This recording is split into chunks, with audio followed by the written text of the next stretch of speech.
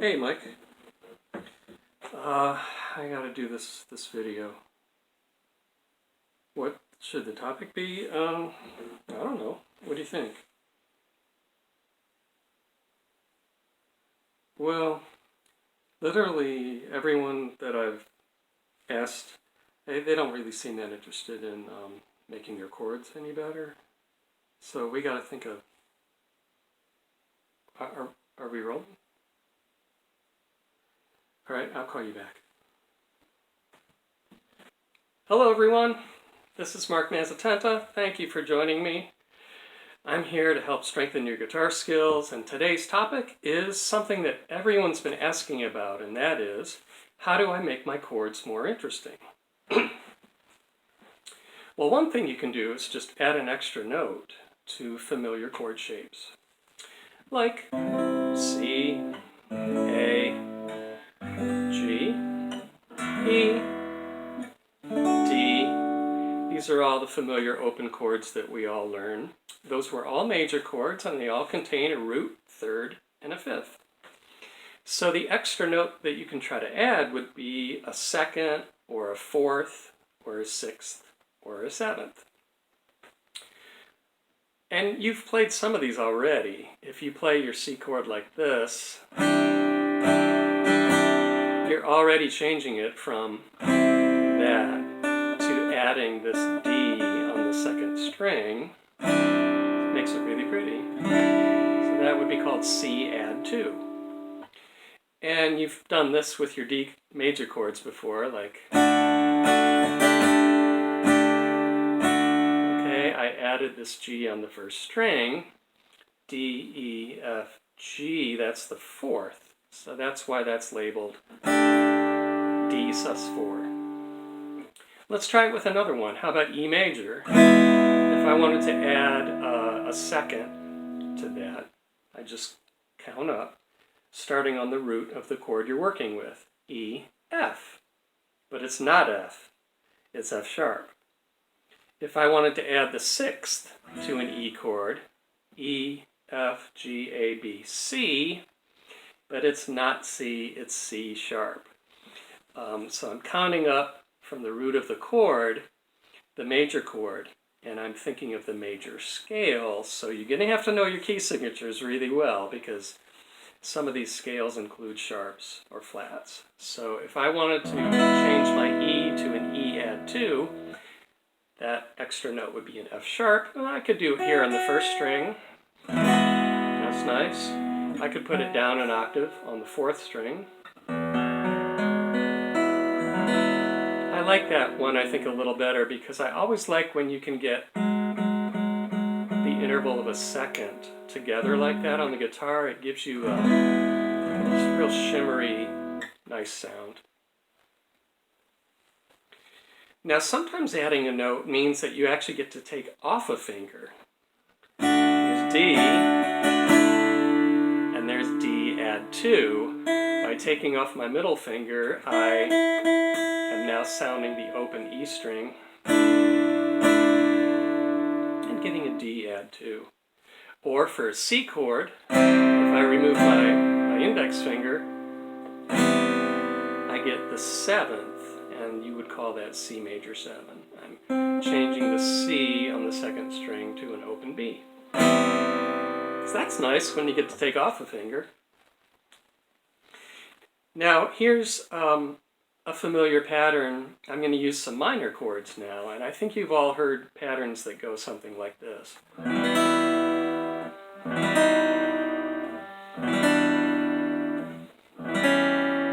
Okay, those are extra notes that are being added on top of the E minor chord. That D sharp is the major 7th above the E minor, and then a minor 7th is a D, major 6th is a C sharp, and then the minor 6th would be a C natural, and you get down to the 5th.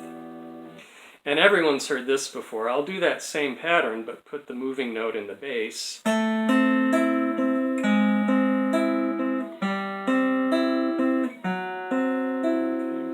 So now you know how to describe that. It's A minor,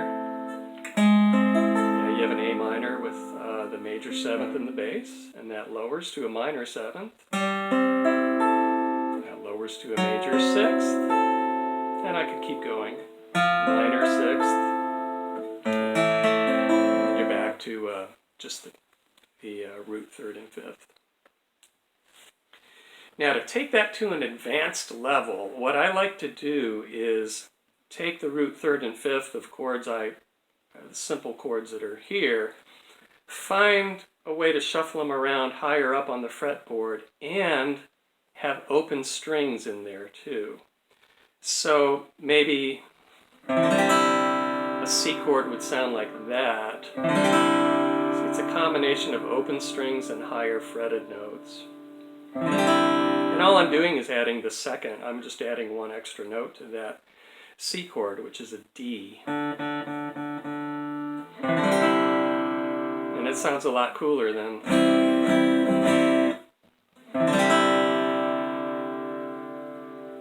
Here's another example. What if I took an E minor chord and wanted to add the 2nd, which would be an F sharp? I could rearrange my fingers.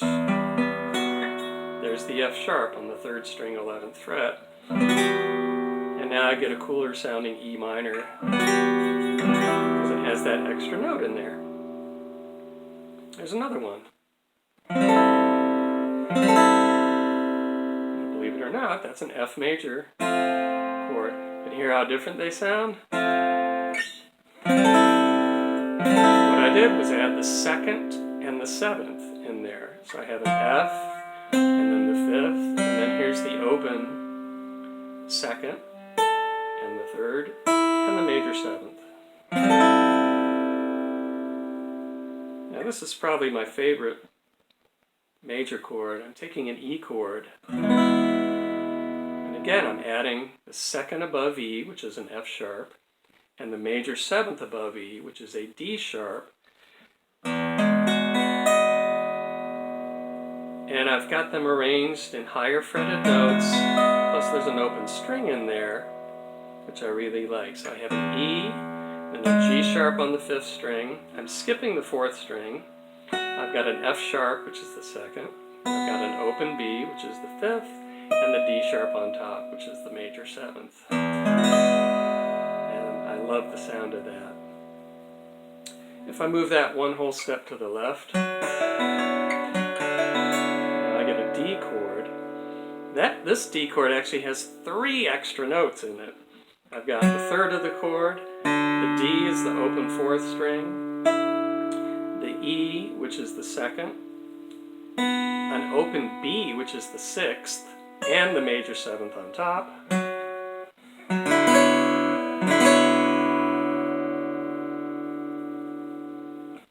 And how about lastly, doing a minor chord, D minor, so instead of that,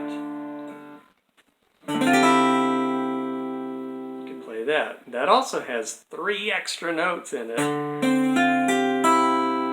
It not only has the root, the 3rd of the chord, but it has the 2nd, the 4th, which is a G on the 2nd string, and then the minor 7th is a C on the 4th string.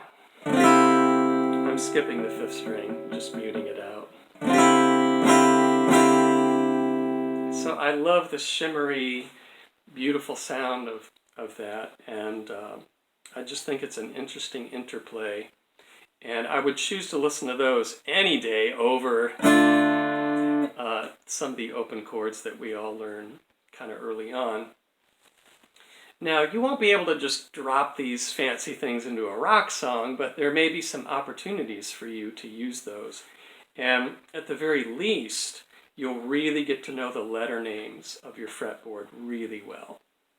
So I hope you explore that and enjoy how it sounds. All right, if you like this video, please like and subscribe. I would really appreciate that. And I'll see you next time. Bye.